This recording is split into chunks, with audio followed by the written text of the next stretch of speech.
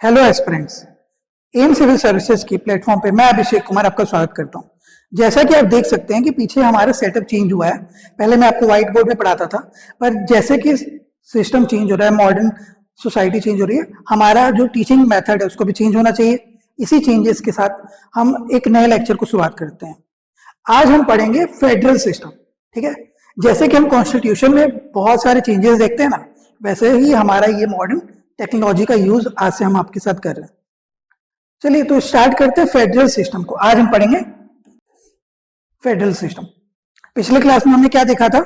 हमने देखा था पार्लियामेंट्री सिस्टम, यानी कि हमारा जो प्यारा भारत है उसने पार्लियामेंट्री सिस्टम को क्यों अपनाया, क्यों नहीं प्रेसिडेंशियल सिस्टम अपनाया, क्या डिफरेंसेस थे।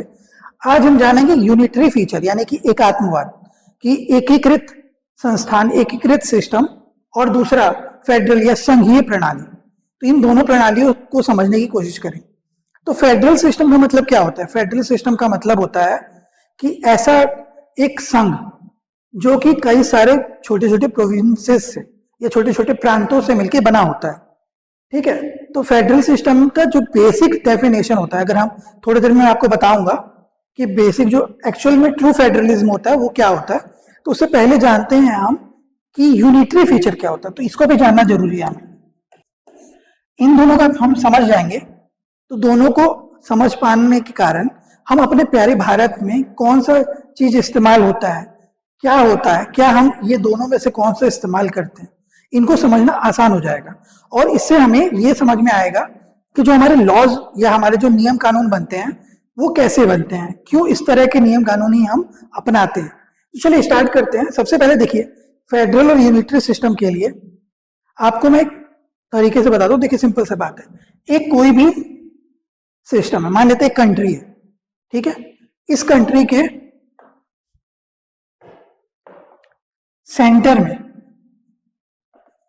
मतलब सेंटर कहने का मतलब कि ये हम एडमिनिस्ट्रेटिव फॉर्म में देख रहे हैं ना, ये फिजिकल फॉर्म में नहीं देख रहे हैं, हम प्रशासनिक तौर पे देख रहे हैं। तो प्रशासनिक तौर पे ये ढांचा अगर मान लेते हैं कि ये पूरा प्रशासन है, तो प्रशासन के केंद्र में यानी सेंटर में कौन होगा? यूनियन।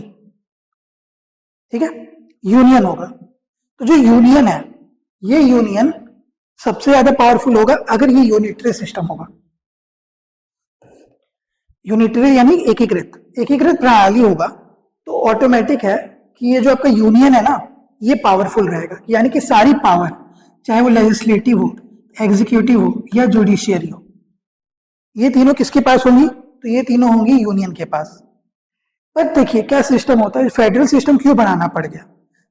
यूरोप में ये आइडिया आया, विकसित हुआ कि मान लेते हैं कि ये पूरा पावर, कि सारा लॉ बनाने का पावर, उसको क्रियान्वित यानी एग्जीक्यूट करने का पावर, या उसके ऊपर नियंत्रण या निरीक्षण करने का पावर यानी जुडिशियरी करने का पावर, ये तीनों अगर सेंटर के पास होगा तो सेंटर उतने बड़े प्रोविंस को, मतलब बड़े लार्ज एंटिटी को, जैसे मान लेते हैं हमारा प्यारा भारत है, बहुत बड़ा है, तो इसमें अगर सिर्फ एक ही पावरफुल गवर्नमेंट होती तो उसको हर जगह का गोल, हर जगह का प्रॉब्लम समझ में नहीं आता।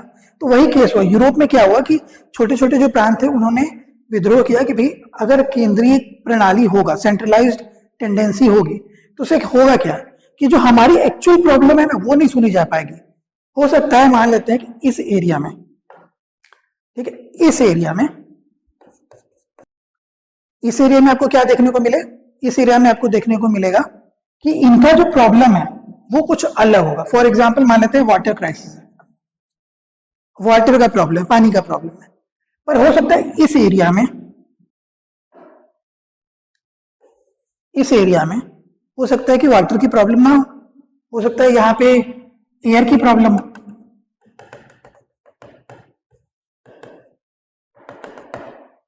तो अब क्या होगा, अगर सिर्फ सेंटर देखेगी तो सेंटर को हर एक जगह को लेके चलना है, तो चलते समय क्या होगा कि इन सबको छोटी छोटी जो प्रॉब्लम्स या इनकी जो स्पेसिफिक प्रॉब्लम्स हैं उन पे ध्यान ना देके एक कॉमन प्रॉब्लम, ठीक है, कॉमन प्रॉब्लम पे फोकस किया जाएगा सेंटर के द्वारा। तो इससे क्या होगा, ये लोग लेफ्ट आउट फील करेंगे क्योंकि इनकी जरूरत कुछ और है, मिल कुछ और रहा है। तो इसी चीज को सुधारने के लिए यूरोप में बोला गया, ये जो आइडिया फेडरलिज्म का था यूरोपियन आइडियोलॉजी था, पर इसको सबसे पहले इस्तेमाल किया यूएसए ने प्रॉपर ट्रू सेंस में। ठीक है। तो यहां से निकला कि भाई इन सब की प्रॉब्लम्स को भी सुनना जरूरी है। तो यहां से किया गया डिवोल्यूशन ऑफ पावर, यानी पावर का विकेंद्रीकरण। ठीक है, पावर को डिसेंट्रलाइज किया गया, पावर को डिस्ट्रीब्यूट किया गया। बोला गया कि ठीक है भाई, अगर हमसे नहीं हो पा रहा है तो तुमको खुश रखने के लिए हम क्या करते हैं, कुछ पावर तुमको दे देते हैं, लेजिस्लेटिव, एग्जीक्यूटिव एंड जुडिशरी। इसीलिए आज देखिए कि हमारे पास स्टेट गवर्नमेंट है, स्टेट गवर्नमेंट का स्टेट अथॉरिटी होता है, जो आप सीजीपीएससी अगर देंगे तो स्टेट के लिए देंगे, यूपीएससी देंगे तो सेंटर के लिए देंगे। ठीक है, तो ये दोनों के लिए आप एग्जीक्यूटिव ही कहलाएंगे दोनों जगह पे। लेकिन क्या होगा कि आप एक जगह पे स्टेट के दायरे में रह के काम करेंगे, एक जगह पे सेंट्रल दायरे में रह के काम करेंगे। तो वही चीज यहाँ हो रहा है। तो स्पेसिफिक प्रॉब्लम्स को सॉल्व करने के लिए पावर को डिस्ट्रीब्यूट किया गया। हाई कोर्ट होता है, सेशन कोर्ट होता है, ठीक है, सुप्रीम कोर्ट भी होता है। तो ये तीनों जो हायरार्की बना है, ये क्यों बना है, ताकि कॉमन गोल को अचीव। अब देखिए प्रॉब्लम क्या है, मान लेते हैं कि पावर्स इनको दे दी जाए, तो ये पावर्स में सारी पावर दे सकते हैं नहीं, इसीलिए यूनियन का होना भी जरूरी है, ताकि ये सब जो है ना, जितने भी छोटे छोटे ग्रुप्स हैं वो सब एक साथ इकट्ठा होकर रह पाए, यानी यूनाइटेड। ठीक है, तो यूनाइटेड रहने के लिए क्या जरूरी है, एक कॉमन अथॉरिटी, ठीक है, एक सत्ता होना जरूरी है, तभी तो नियंत्रण कर पाएंगे। जैसे आपके घर में देखिए, मान लेते हैं अगर सबके पास पावर हो, सब लोग एक दूसरे की बातों को काट सकते हैं, तो उस केस में क्या होगा कि जब आप कोई भी इशू पे सॉल्यूशन चाहेंगे, ठीक, किसी एक मुद्दे पे बातचीत होगी, तो मुद्दा रिजॉल्व ही नहीं हो पाएगा कभी। हो सकता है सब लोग अलग अलग रहने लग जाए, अलग अलग हो जाए। तो परिवार जो न्यूक्लियस फैमिली जब जो होने का प्रॉब्लम है वो इसी कारण है। पहले क्या होता था, पहले सब लोग साथ रहते थे, तो वहां क्या होता था, एक बुजुर्ग आप जो भी बात बोलते थे सब लोग मानते थे। पर आज के न्यूक्लियस फैमिली होने के कारण छोटे छोटे हिस्सों में बच चुका है, आइडियोलॉजी चेंज हो चुका है। तो यहाँ पे भी वही चीजें हैं। तो इन सबको ना होने दिया जाए, एक होनर, एक रहना पड़े, इसीलिए हम बनाते हैं ये सिस्टम। इसी सिस्टम को हम कहते हैं फेडरल सिस्टम। ठीक है, उम्मीद करता हूं समझ आ रहा होगा कि फेडरल सिस्टम क्या होता है। तो यहीं से आता है, यूनिटरी बायस खत्म कर दिया जाए, ताकि legislative, executive and judiciary power ये दोनों जगह मिल सके। किसको किसको मिले, सेंटर एंड स्टेट। ठीक है, सेंटर को भी मिल पाए और स्टेट को भी मिल पाए, इसी को हम कहते हैं फेडरल सिस्टम। इसको बोलते हैं पावर का डिस्ट्रीब्यूशन।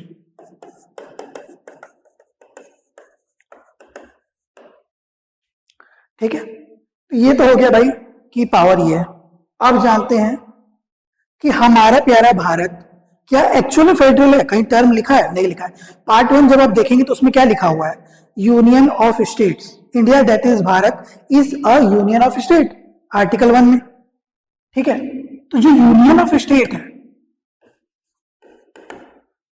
यही तो कहलाता है फेडरल। ठीक है, पर हमने फेडरेशन टर्म क्यों नहीं लिखा, क्योंकि फेडरेशन में दो चीज होता है, एक होता है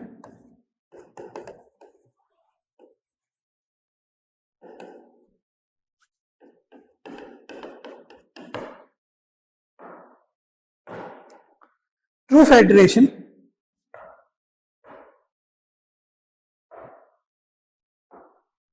जो होता है, ठीक है, वो क्या होता है, ट्रू फेडरेशन का मतलब होता है कि एक ऐसा फेडरेशन जिसमें अलग अलग ग्रुप जो है, जिन उनके पास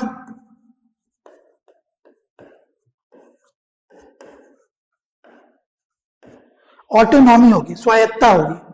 ठीक है, जब स्वायत्ता होगी यानी कि अपना डिसीजन खुद ले सकते हैं, तो वैसे ग्रुप्स मिलके क्या बनाते हैं, एक ऑर्गेनाइजेशन।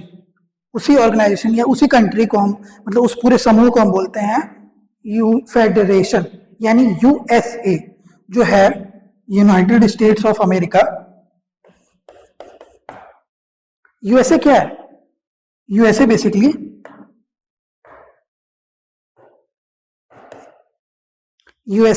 क्या है, इन सब ऑटोनॉमिकल ग्रुप्स का, यानी आपको पता है ना जितने छोटे छोटे स्टेट्स थे उन्होंने एक एग्रीमेंट किया। इस एग्रीमेंट के माध्यम से, ठीक है, कलर शायद नहीं दिख रहा होगा, इसी एग्रीमेंट के माध्यम से ये पूरा ग्रुप बना। ठीक है, पर इंडिया के केस में ये नहीं है। इंडिया में जो ग्रुप्स थे, मतलब जो जितने स्टेट्स आप देखते हैं, ये क्या हुए हैं, ये किसी भी एग्रीमेंट के थ्रू, अलग अलग पहले से नहीं थे, इनके पास अपनी ऑटोनॉमी यानी स्वायत्तता, डिसीजन मेकिंग पावर्स नहीं थी, ठीक है, कोई भी लॉ बनाने की पावर नहीं थी। हमारे प्यारे भारत में, हमारे प्यारे भारत में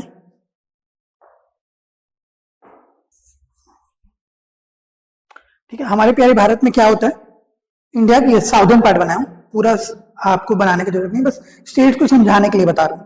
तो हमारे प्यारे भारत में क्या था कि ये जितने भी स्टेट्स आप देखते हैं, ठीक है, ये सारे स्टेट्स कैसे बने हैं, डिसइंटीग्रेशन। यहां एक टर्म दिखता है डिसइंटीग्रेशन से, यानी कि विभक्ति से, अलग हो गया। तो हमारे पार्ट 1 में क्या लिखा हुआ है, आर्टिकल 2 और 3 में, कि हम अपने स्टेट्स को डिवाइड कर सकते हैं। तो हमारा जो इंडिया है वो बेसिकली क्या है, इंडिया का एक टर्म मैंने आपको पढ़ाते समय बताया था कि इंडिया के लिए यूज होता है indestructible union of destructible state, ठीक है।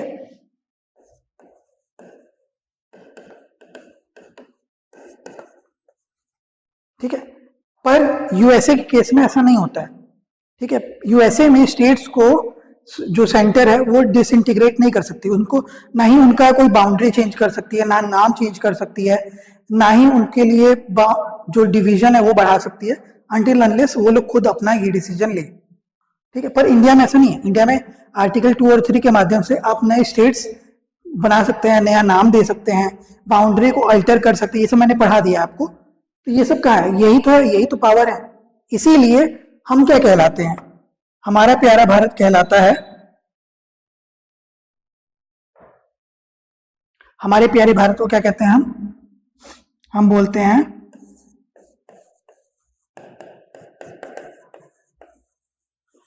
क्वासी फेडरल, ठीक है।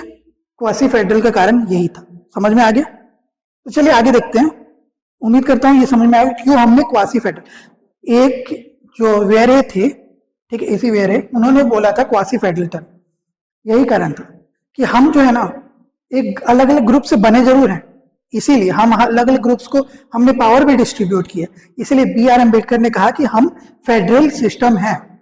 पर क्योंकि हमारा जो स्टेट्स है वो डिसइंटीग्रेट नहीं हो सकता और ना ही वो किसी एग्रीमेंट के थ्रू बना है, इसीलिए हमने टर्म फेडरेशन यूज नहीं किया, यूएसए ने वो टर्म यूज किया, इसीलिए यूनाइटेड स्टेट्स ऑफ अमेरिका लिखा जाता है। इंडिया में यूनाइटेड स्टेट्स ऑफ इंडिया नहीं लिखा जाता है, सिर्फ हमारा प्यारा भारत इंडिया लिखा जाता है, ठीक है। चलिए आगे देखते हैं, उम्मीद करता हूँ फेडरेशन वाला समझ में आ गया होगा, यूनिटरी का भी आपको आइडिया हो गया कि जहां पावर जो है ना कन्फाइंड होता है, किसी एक के पास ही पावर होती है। तो यहीं से हमको देखने को मिलता है the system of unitary and federal feature. अब जानते हैं कि हमारा फेडरल फीचर क्या होता है।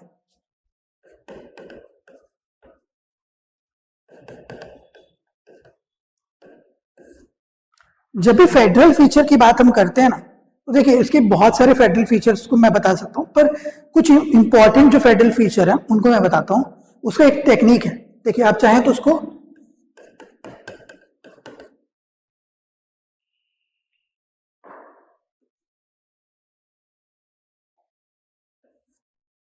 ऐसे डीडी से याद कर सकते हैं, ठीक है, या डीडी एएस से याद कर सकते हैं, ठीक, मतलब डीडी ऐसे से किसी से भी आप याद कर सकते हैं। बेसिकली मतलब होता है डी का ड्यूल गवर्नमेंट्स, ठीक है,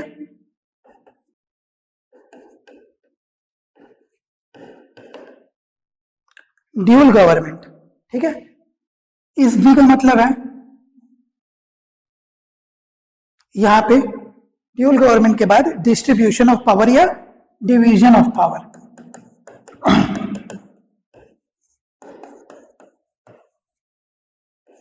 ए का मतलब होता है अथॉरिटी ऑफ जुडिशियल,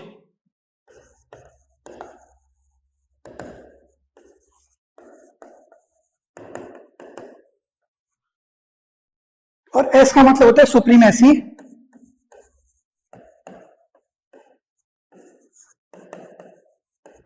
कॉन्स्टिट्यूशन, ठीक है। मतलब सबसे पहले इधर से देखिए ड्यूल गवर्नमेंट, सबसे पहला फीचर फेडरेशन क्या होता है कि जो पावर है वो दोनों केसों में बटी रहे। तो इनको देखने के लिए सेंटर में क्या होते हैं, दो तरीके की गवर्नमेंट, सेंटर और स्टेट, ठीक है, ड्यूल गवर्नमेंट यानी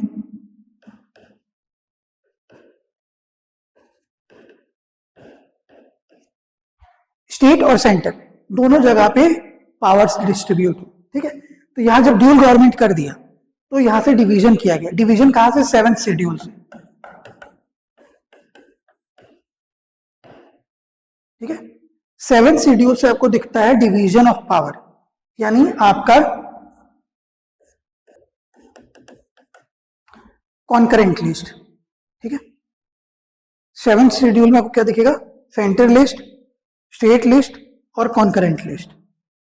अब देखिए ये 7th शेड्यूल से पावर डिस्ट्रीब्यूट कर दिया गया, बोल दिया गया है साथ साथ कि कॉन्स्टिट्यूशन में कि सेंटर के पास कुछ पावर है जिसपे हस्तक्षेप कोई और नहीं कर सकता, सिर्फ सेंटर बना सकती है। स्टेट के पास कुछ पावर्स हैं जो स्टेट बनाती है, पर यहां पे सिर्फ टर्म यूज नहीं होता है, ये याद रखिएगा,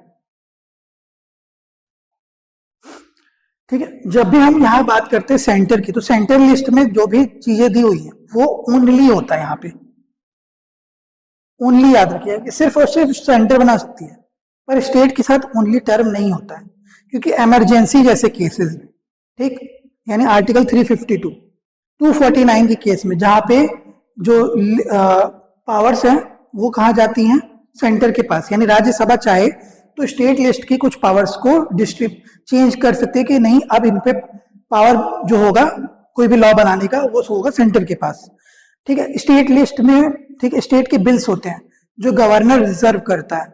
इस बार सीजीपीएससी के एग्जाम में क्वेश्चन पूछा जा चुका है, ठीक है, कि आर्टिकल 200 और आर्टिकल 201 इसमें कॉन्फ्लिक्ट था, ठीक है। आर्टिकल 201 कहता है कि प्रेसिडेंट जो है वो जो रिजर्व बिल है उस पर क्या कर सकते हैं, पर आर्टिकल 200 में क्या कहता है कि गवर्नर किसी बिल को रिजर्व कर सकते हैं फॉर कंसिडरेशन ऑफ प्रेसिडेंट, ठीक है। इसी साल क्वेश्चन आया हुआ है, अभी अभी जस्ट प्रीलिम्स में आया है, यहां से आप याद रख सकते हैं, ठीक है। और इसके अलावा बहुत सारे और मेथड्स हैं जिनके कारण क्या होता है कि स्टेट की पावर्स को हम शिफ्ट कर सकते हैं सेंटर के पास, इसीलिए स्टेट के साथ ओनली टर्म यूज नहीं होता है।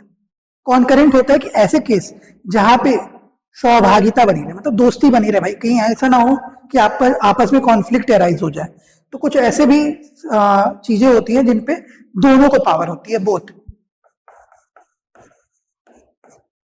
दोनों बना सकते हैं। पर इसके अलावा भी एक रेसिड्यूरी पावर होती है ना, कि इन सब लिस्ट के बाद कुछ और बची हुई चीजें हैं, उनके ऊपर पावर किसके पास रहेगा, वो इंडिया के केस में रहेगा सेंटर के पास। लेकिन यही यूएसए का केस होता है ना, तो वो पावर, रेसिड्यूरी पावर किसके पास होती है, स्टेट के पास होती है।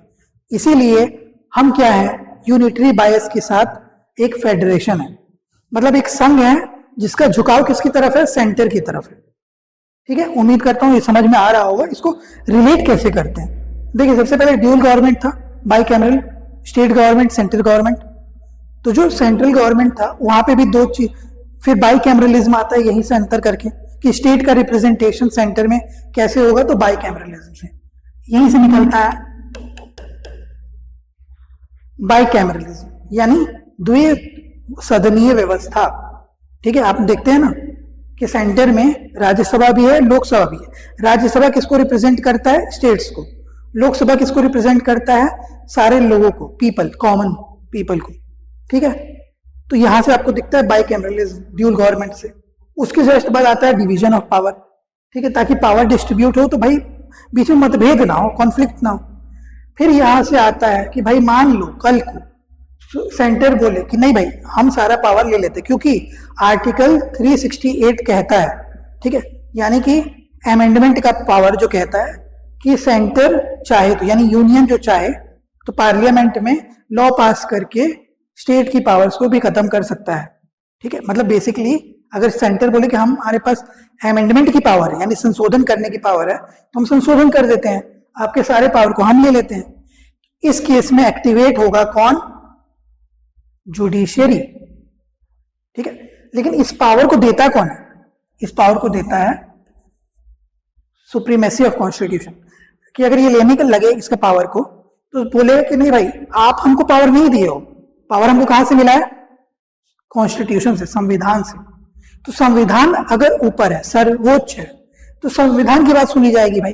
अगर संविधान के साथ छेड़छाड़ करोगे आर्टिकल 368 के साथ, तब उस केस में एक्टिवेट हो जाती है जुडिशरी, यानी जुडिशियल रिव्यू वाला कॉन्सेप्ट। ये भी मैंने आपको बताया था, ठीक है। आगे हम और इसको अच्छे डिटेल में पढ़ेंगे जब हम जुडिशरी पढ़ेंगे। तो जुडिशियल रिव्यू यानी कि न्यायिक समीक्षा। समीक्षा किसकी होगी? किसी भी नियम कानून की। नियम कानून यहां से बनता है। तो उम्मीद करता हूं बेसिक चीजें तो आप समझ ही गए होंगे कि फेडरेशन में होता क्या है, कैसे फेडरेशन को हम डिफाइन कर सकते हैं। तो इन 4 चीजों से, SADD, ठीक है। इसी में से और भी चीजें जैसे बाइकैमरलिज्म है, सुप्रीमेसी ऑफ कॉन्स्टिट्यूशन यानी रिटन कॉन्स्टिट्यूशन है, ठीक।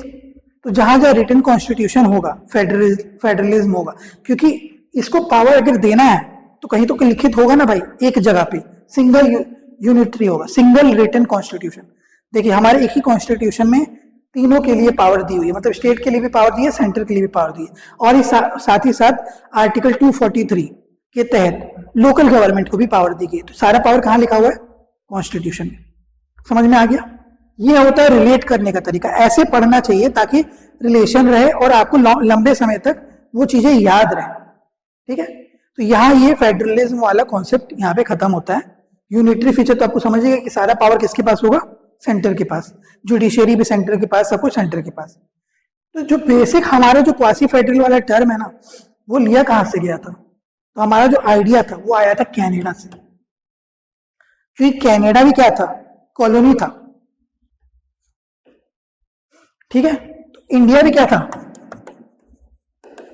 कॉलोनी था, ठीक है। तो कॉलोनियल रूल से जब हम निकले तो हमने वो चीजें देख रखी थी कि कैसे उसको सुधारना है। तो हमने क्वासी फेडरल सिस्टम को अपनाया कि भैया नहीं, हम सेंटर और स्टेट को पावर तो देंगे, पर जब केसेस आएंगे जहां जरूरत पड़ेगा कि उन सबको रोक के रखना है, यूनाइट करके रखना है, तो उस केस में एक अथॉरिटी होनी चाहिए, वो होगी सेंटर, ठीक है। यूएसए केस में ऐसा नहीं, यूएसए केस में एग्रीमेंट से बने हैं, तो वहां ऑटोनॉमी था, यानी कि हमारे निर्णय लेने का, यानी स्टेट्स के पास निर्णय लेने की क्षमता थी। पर क्या यहाँ महाराष्ट्र और बाकी जो स्टेट्स हैं, ठीक है, मध्य प्रदेश, छत्तीसगढ़, ये सब के पास अपना पावर है कि वो कभी भी अलग हो सकते हैं, अलग एक देश बना सकते हैं? नहीं ना, यही कॉन्सेप्ट है। तो इसीलिए हम कहते हैं अपने आप को